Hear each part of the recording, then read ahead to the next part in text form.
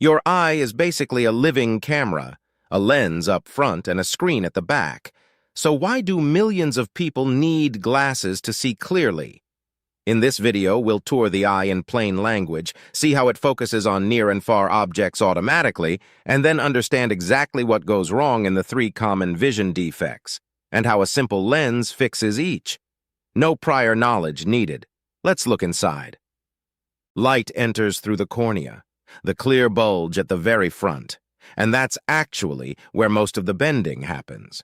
Just behind it is the iris, the colored ring, and the hole in its middle is the pupil.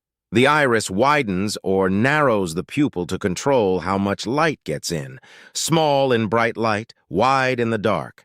Behind that sits the eye lens, and right at the back is the retina, the light-sensitive screen.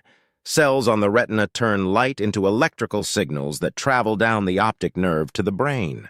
Here's a surprise. The image formed on your retina is real and upside down, inverted, just like the image from any convex lens.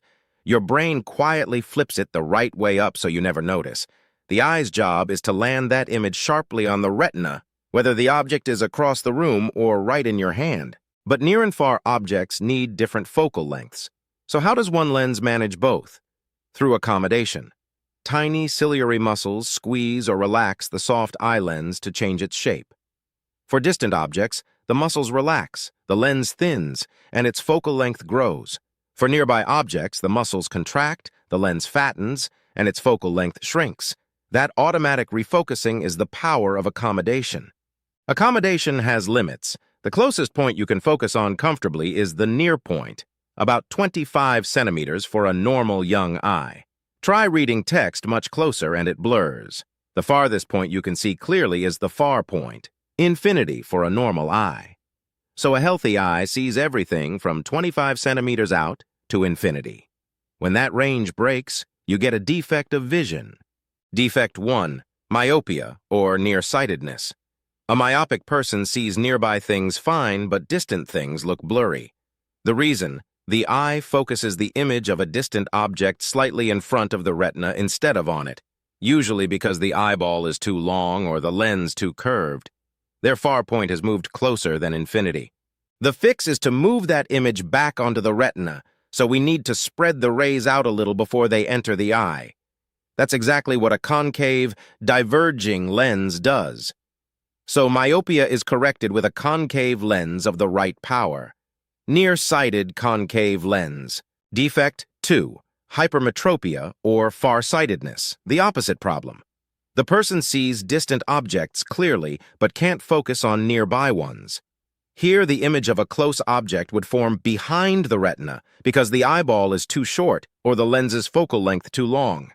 Their near point has moved farther than the normal 25 centimeters. To fix it, we need extra converging power to pull that image forward onto the retina. So hypermetropia is corrected with a convex, converging lens of suitable power. Far-sighted convex lens. Notice the neat pairing. Myopia takes concave, hypermetropia takes convex. Defect 3, presbyopia. With age, the ciliary muscles weaken and the lens stiffens, so the power of accommodation drops. The near point recedes, and many older people struggle to read comfortably. Often a person has both myopia and presbyopia, so the cure is bifocal lenses. The upper part concave for distance, the lower part convex for reading. Your turn. The question's on screen. Pause if you like, but try it first. 10 seconds, go.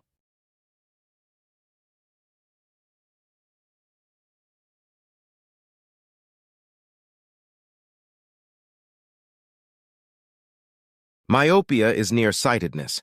The image of a distant object falls in front of the retina, so we spread the rays with a diverging lens. That means a concave lens. The answer is concave, option A.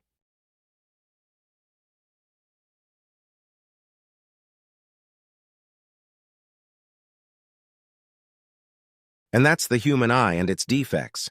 A self-focusing lens landing an image on the retina, and 3 defects each fixed by the right spectacle lens. In the next video, we let the eye look outward. Prisms, rainbows, twinkling stars, and why the sky is blue. Free notes with practice questions are in the description. Subscribe for part 2. This is Clarix. Keep going.